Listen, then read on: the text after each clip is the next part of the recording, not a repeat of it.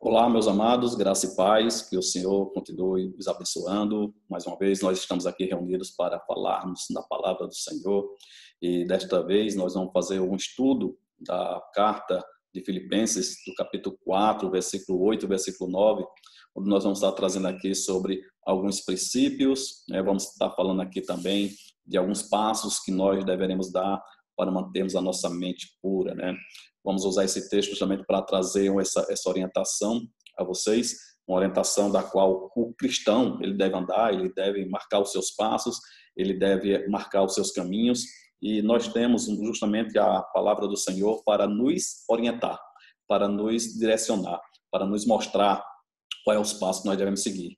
E hoje nós estamos fazendo um estudo para os jovens da nossa igreja e também para aqueles que estão a nos ouvir. É o estudo dessa carta maravilhosa que Paulo tem muitas vezes trazido como instrução ou como alerta, para exortação à sua igreja. Então, nós vamos estar aqui mostrando para vocês qual é o que nós vamos seguir de material para que nós possamos dar início ao nosso estudo. Então, nós vamos estar usando esse tema para nossa juventude, a pureza na mente, como manter a nossa mente pura, Então, baseado lá em Filipenses, capítulo 4, versículo de 8 a 9. E aí nós questionamos, fazer essa pergunta, Em que pensar? Em que pensar para nós mantermos a nossa mente pura, para nós mantermos a nossa mente realmente livre das ciladas do maligno? Porque muitas vezes pensamentos vêm à nossa mente e como é que nós vamos atuar, como é que nós vamos agir? Então, sem mais delongas, nós vamos ver aqui o material de estudo que nós vamos fazer justamente esse trabalho, que nós usamos como pesquisa. Usamos aí a Bíblia de estudo da NAA, na Nova Almeida atualizada. Também temos as cartas de Paulo, na revista de Efésios, Filipenses e Filemon. E vamos usar também o comentário bíblico de Hernandes Dias Lopes, que fala o comentário bíblico sobre o livro de Filipenses. Então, extraímos algumas coisas desse material e vamos trazer isso como um aprendizado para o nosso dia a dia, para a nossa comunidade. Então, o texto que nós baseamos foi esse texto para a leitura. Então, o texto de Filipenses, capítulo 4, versículo de 8 a 9. Eu quero que você leia conosco, já que está aí na tela, Finalmente, irmãos, tudo que é verdadeiro, tudo que é respeitável, tudo que é justo, tudo que é puro, tudo que é amável, tudo que é de boa fama, se alguma virtude há e se algum louvor existe, seja isso o que ocupe o pensamento de vocês. O que também aprenderam, receberam e ouviram de mim, e o que viram em mim, isso ponham em prática. E o Deus da paz estará com vocês. É interessante que nós podemos ver aqui, esses dois versículos, ele traz justamente para nós uma instrução, traz uns passos que nós devemos seguir para nós mantermos a nossa mente pura. E aí é o questionamento, a pureza na mente, ela começa quando nós temos pensamentos puros, ela começa quando nós temos atitudes puras, ela começa quando nós temos um andar puro. Então, isso faz com que nós trabalhemos a nossa mente. Do que a sua mente ela é alimentada? A sua mente é alimentada com filmes, pornografias, ou então algumas revistas que você procura ver às escondidas, ou com outros atos e atitudes que você faz maquinando ou planejando na sua mente, no seu coração. Então, para manter mente pura, para ter a pureza da mente, nós devemos também ter atitudes de pureza, atitudes digno de um cristão. Então, isso faz com que nós pensemos em coisas boas. Então, fica a pergunta: em que pensar? Qual é o pensamento que nós devemos colocar em nossas mentes? Qual é o pensamento que eu devo colocar em meu coração? Então, essa fica a pergunta para nós. E eu vou dividir esse estudo em duas partes. A primeira parte eu quero trabalhar com vocês o versículo 8. Esse versículo 8 nós vamos trabalhar nessa primeira parte, e em uma outra oportunidade nós vamos estar trabalhando o versículo 9, fazendo o desfecho justamente daquilo que Paulo quer trazer para a sua igreja e para os cristãos da atualidade. Então, continuando aqui, vamos ver aqui a primeira parte aqui, que é o versículo 8, que nós vamos tratar. E nesse versículo 8, sempre quando questionamos, né, de seguir esse espaço, ou por que eu tenho que seguir esse espaço, qual é a orientação que eu vou para esse espaço, e nós vamos explicar com a própria Bíblia, como eu já falei para vocês, nós vamos estar estudando aqui a Bíblia. Então, pegamos a Bíblia como estudo para essa aula de hoje. Os nossos pensamentos, eles são conhecidos por Deus. Então, para que eu tenha pureza na mente, eu devo entender que Deus conhece todo o meu pensamento.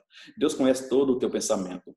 E aí nós trazemos aí alguns versículos que explicam justamente o que está nesse versículo 8. Então, para eu manter uma mente pura, para que eu possa finalmente ter tudo como verdadeiro, como puro, como aceitável, como coisa respeitável, justa, eu devo entender que Deus, Ele sabe o que está dentro da minha mente, do meu coração. Esse é o primeiro ponto. Deus conhece os nossos pensamentos. Os nossos pensamentos são conhecidos por Deus. O Salmo 139, versículo 2 diz lá: sabes quando me sento e quando me levanto. De longe percebes os meus pensamentos. Que Deus maravilhoso. Nós temos um Deus que sabe quando a gente se levanta, quando a gente se deita, antes que os pensamentos venham à nossa mente, Deus já conhece. Então, de longe, Ele percebe os nossos pensamentos, os meus pensamentos. Antes que você pense alguma coisa, antes que você fale alguma coisa, Deus já sabe o que você está pensando, que está maquinando. Então, que o seu pensamento seja pensamento de bênção, seja pensamento de alegria, seja pensamento de prosperidade para as pessoas. Lá em Provérbios, capítulo 15, versículo 26, dá o mesmo sentido. O Senhor detesta os pensamentos dos maus, mas se alegra de palavras ditas sem maldade. Quantas vezes nós queremos dizer palavras que não condiz com o cristão? Quantas vezes nós queremos, né, ficamos irritados e falamos coisas que não era para ter falado, não era para ter dito. E a gente só vai lembrar disso quando saímos daquela situação, ou então quando a situação toma uma outra dimensão, ou um outro sentido. Aí nós vamos entender que não deveria ter falado aquela palavra. Mateus capítulo 9, versículo 4 diz: conhecendo Jesus, seus pensamentos, disse-lhes: por que vocês pensam maldosamente em seus corações? Veja, esses 3 versículos são versículos que vai trazer um ensinamento para nós, dentro da própria palavra, que Deus, Ele conhece o nosso pensamento. Deus, Ele sabe o que eu vou falar, Deus sabe o que eu estou pensando, Deus sabe qual é a nossa atitude. O que nós devemos fazer é que quando nós falarmos, quando nós dissermos alguma coisa, nós temos que dizer com palavras medidas, medir as nossas palavras, saber o que vamos falar, o que ela vai trazer como benefício daquilo que eu estou falando. Já dizia alguém que são 3 coisas que não voltam atrás. Diz que é a flecha atirada, a palavra dita e a oportunidade negligenciada. Então, se você disse alguma coisa, você tem que saber que vai ter um retorno. Sempre existe um retorno. E o retorno nunca é da forma como nós pensamos ou da forma como nós falamos. Talvez você compreenda as suas palavras, mas aquele que recebeu não vai compreender da mesma forma. Eu não sei o que o outro está passando, eu não sei como é que está o coração do outro, eu não sei como é que está a família do outro, eu não sei como é que está o pensamento do outro. Então, ele pode receber de uma forma e aquilo trazer para ele uma consequência, né, emocional, uma bala emocional, e aí aflorar os ânimos. Então, quando ele fala aqui, que acima de tudo, guarda o teu coração, ele está dizendo para que nós possamos guardar o nosso coração, guardar a nossa mente. Então, que nós possamos ser pessoas que falem as palavras justas, com amor, com dedicação. Então, esses 3 versículos aí, ele traz o conhecimento de Deus em primeiro lugar. Então, esse é o primeiro passo para nós termos a pureza da mente e nós termos a nossa mente tranquila, é que Deus conhece nossos pensamentos. Deus conhece nossos pensamentos. O segundo ponto que eu trago para nós é que Deus sabe que os nossos pensamentos, ele conhece nossos pensamentos e determina a direção e as experiências que teremos em nossas vidas. Ou seja, os nossos pensamentos determinam a direção, as experiências que teremos em nossa vida. Aquilo que eu falei, quando nós falamos algo, quando nós proferimos uma palavra, nós temos que entender e vai trazer algo em retorno. Provérbios, capítulo 4, versículo 3, ele está aqui, a Bíblia explicando a própria palavra. Acima de tudo, guarde o seu coração, pois dele depende toda a sua vida. Ou seja, acima de tudo, cuidado com o que você vai falar. Olha, não diga tudo aquilo que você está sentindo. Olha as emoções, controla, tenha calma, porque o desejo nosso é sempre falar aquilo que está no nosso coração. Nós trabalhamos muito isso nas empresas, né? Que nós não podemos falar tudo para as pessoas, nós trabalhamos isso na família. Tenha cuidado para você não ferir A, B, C ou D. Então, da mesma forma, isso vai para o nosso dia a dia, para o nosso convívio na igreja e também na nossa, onde quer que nós vamos. Em Isaías capítulo 26, versículo 3 diz: do Senhor guardarás em perfeita paz aquele cujo propósito está firme, porque em ti confia. Ou seja, Deus guardará em perfeita paz aquele cujo propósito está firme. Ou seja, se eu tenho palavras firmes, boas, se eu tenho palavras concisas e ela vai trazer benefício, nós podemos confiar em Deus. E Ele vai nos dar paz. Veja que quando nós falamos palavras que não traz uma certa harmonia, só traz confusão, só traz dissabores. E aí não só fere ao outro, fere a você, fere a família e aqueles que assim estão ao redor. Marcos capítulo 7, versículo 21 a 23, o Senhor diz, né?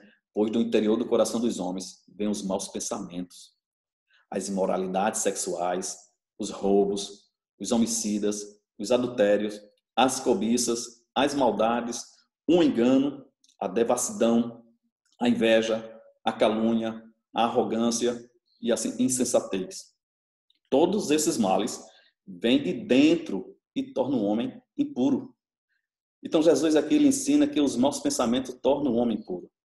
Jesus está dizendo que esses maus pensamentos que nós pensamos, esses maus pensamentos que dominam a nossa mente, ela torna o homem puro. E essa alerta serve para o nosso coração. Acima de tudo, guarda o seu coração. Acima de tudo, seja, né, realmente uma pessoa sóbria naquilo que você está falando. Marcos, quando ele fala aqui para nós, que Jesus fala, né, da questão dos pensamentos maus. A gente só tem pensamentos maus se assim a gente colocar em nosso coração o desejo.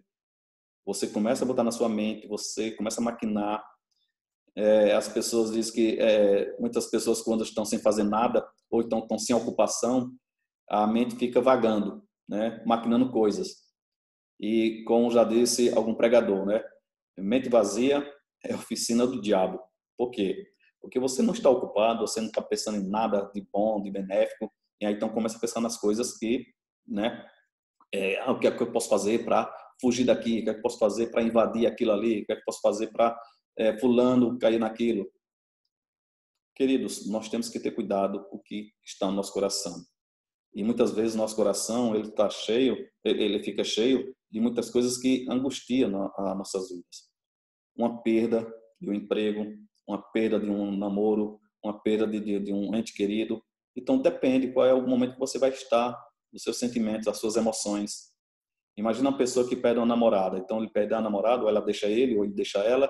Então qual é o que está no seu coração? Vingança, raiva, ira. E aí, quem chegar por perto, quem for perguntar, vai falar tudo daquela pessoa, dizer coisa que nunca viu, mas vai falar. Então, isso traz um dissabor muito grande. E a gente tem que ter cuidado. Então, guarda o teu coração. Quando ele fala que guarda o teu coração, cuidado. Tenha calma.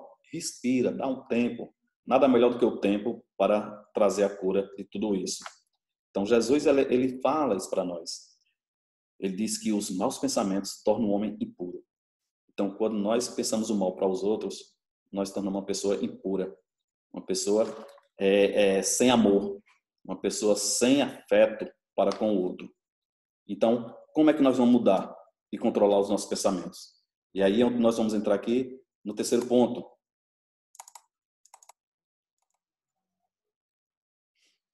Então, como é que nós vamos mudar o nosso pensamento?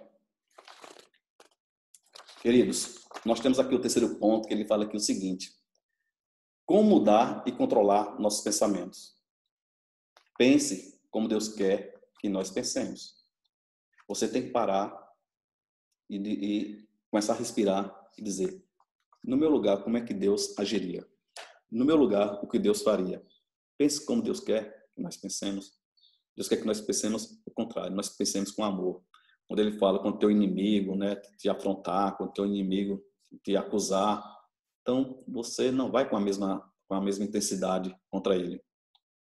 E aí nós entramos justamente nesse versículo. Então, se nós seguirmos as instruções que está nesse versículo 8, que nós estamos trabalhando na aula de hoje, nós vamos entender o que Paulo queria para a igreja de Filipe. Vamos entender o que Deus inspirou, o Espírito Santo inspirou esse homem para falar para a igreja. E são palavras atuais, são coisas que nós estamos vendo no dia a dia. Finalmente, irmãos, tudo que é verdadeiro, ou seja, aquilo que é verdade, é o que nós devemos falar. Tudo que é respeitável, tudo que é justo, tudo que é puro, tudo que é amável, tudo que é de boa fama. Se alguma virtude há e se algum louvor existe, seja isso que ocupa o pensamento de vocês. Isso, que palavra maravilhosa. Quando nós paramos e lemos um texto como esse e começamos a meditar, refletir, fazer uma alimentação desse texto, realmente ruminar ele e gerir ele, nós começamos a entender a palavra de Deus. Não lemos apenas, né, corrido, mas lendo, entendendo. Aqui Paulo orienta a manter a mente em coisas boas. São muitas informações, consciente e inconscientemente, que interferem no nosso dia a dia e em nossos valores, problemas, todos nós temos. Mas como agir com eles? É o diferencial de cada um de nós. Quando nós recebemos um problema, nós temos que saber como tratar. Esse é o diferencial. E nós temos que manter em cada problema pensamentos positivos. Pensamentos positivos. E aí nós vamos tratar esse texto, desse versículo 8, cada item esses seis passos que nós vamos dar como princípio. Então, pureza na mente. Como é que nós vamos trabalhar essa pureza na mente? Nós devemos buscar em pensar nas coisas boas. É isso que Paulo orienta lá. Então, quando ele fala nesse primeiro ponto, primeiro passo desse versículo, que nós não devemos pensar em mentira, ou seja, pensar em coisas verdadeiras, ele diz que a mentira tem que estar de fora.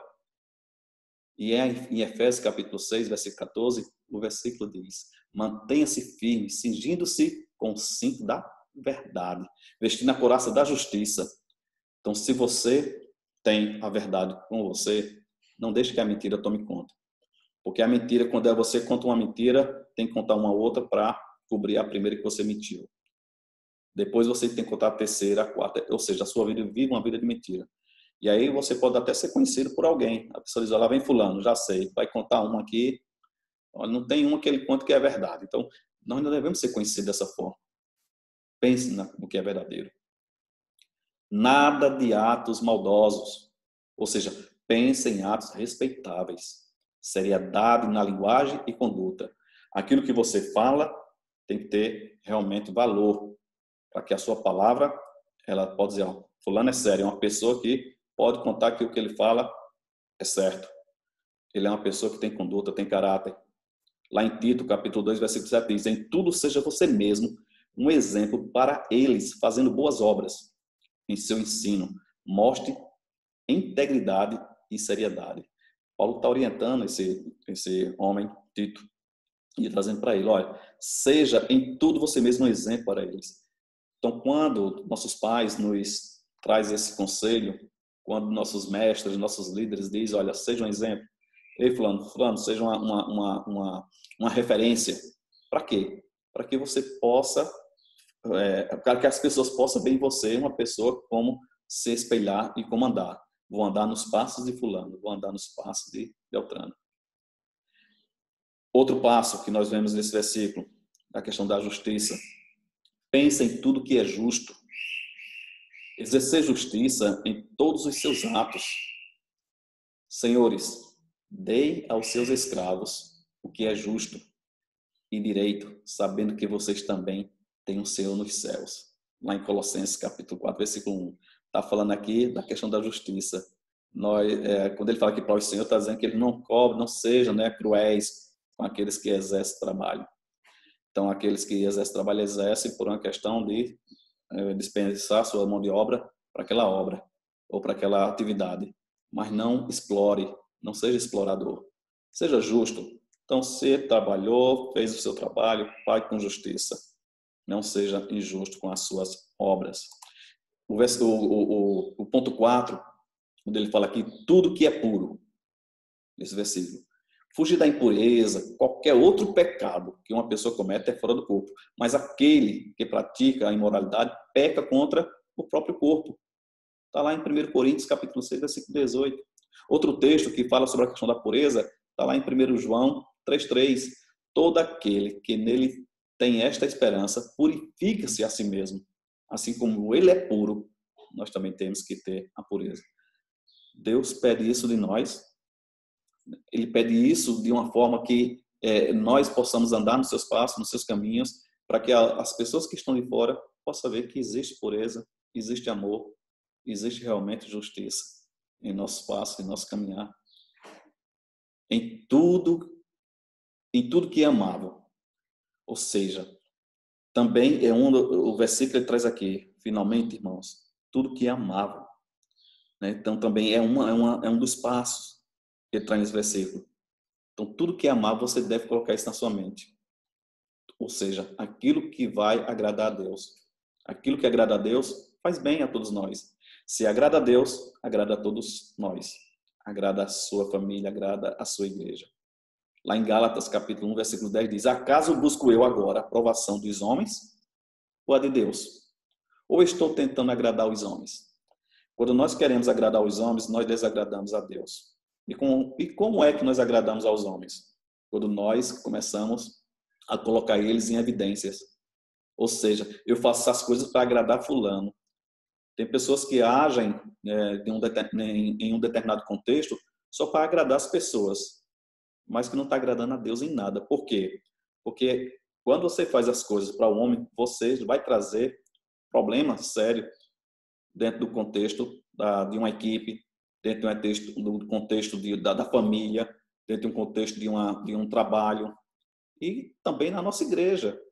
Então, na igreja, se nós fizermos as coisas só para os homens, nós vamos desagradar a Deus. E aí você vai trazer irritação entre os membros, entre irmãos, entre aqueles que estão ali trabalhando também na obra. Porque eles estão ali na obra, talvez não tenham a sua força de trabalho, mas eles trabalham em oração, eles trabalham em recepção, eles trabalham em ofertar, em dizimar. Então, nós temos um trabalho na igreja que ele é amplo, ele tem várias ramificações, ele não é só de uma linha, não é só de uma vertente. Então, temos que ter esse cuidado. Não elogiar demais, não, né? Você tem que ter cuidado.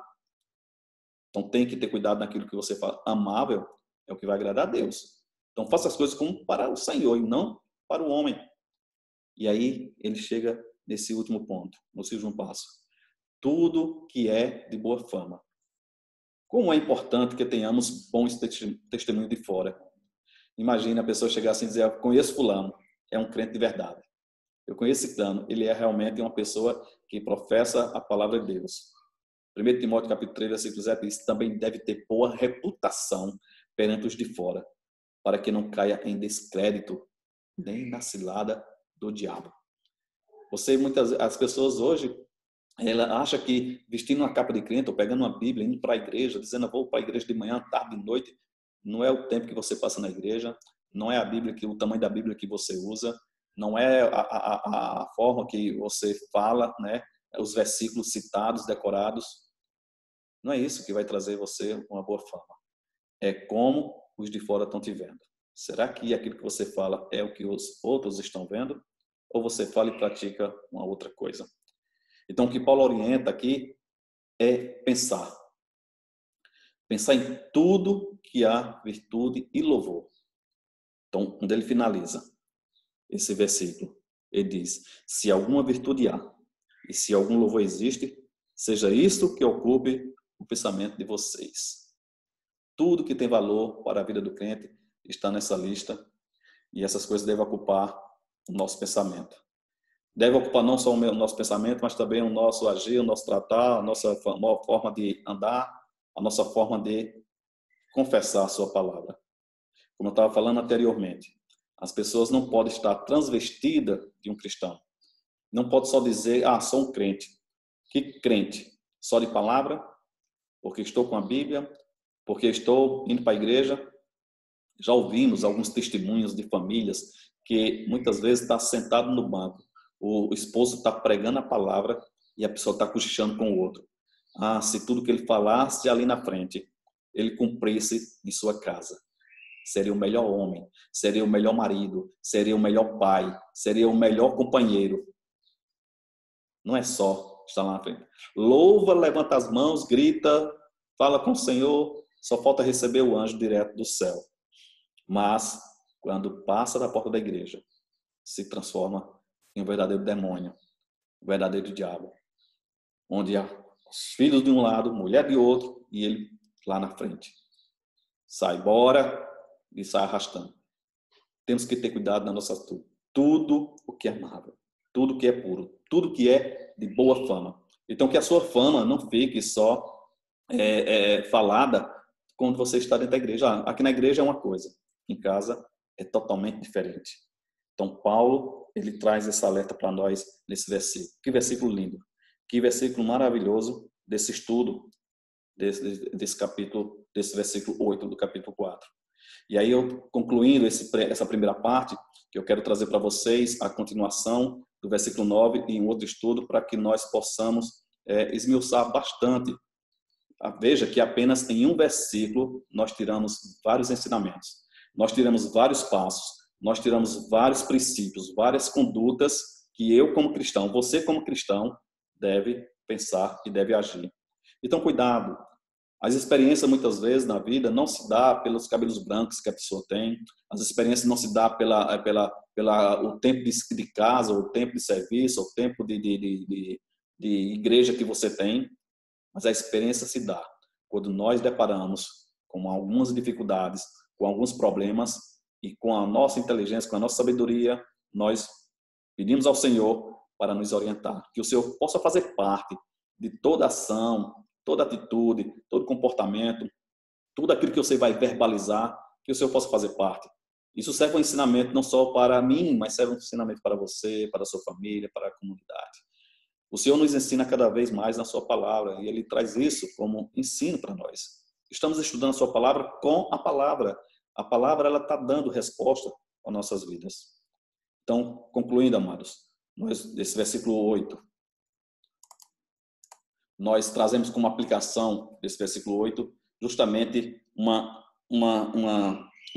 orientação para cada um de nós que nós aprendemos. Primeiro, o mundo pode até dizer, se te dá prazer, faça. Olha, ei, tu está querendo dizer isso? Diga. Tu está querendo fazer isso? Faça. O mundo pode até dizer isso para você, para te dar o prazer, ou seja, para massagear o teu ego. E aí, quando você faz, ou quando você executa, ou quando você fala, não é nada daquilo.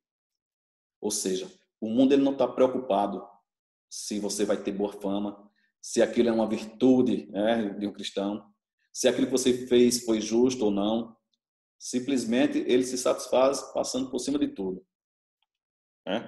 Aquelas pessoas que fazem as coisas do mundo. Fiz e pronto. Fiz e acabou. Eu tenho que falar mesmo, falei. Muitas vezes é assim.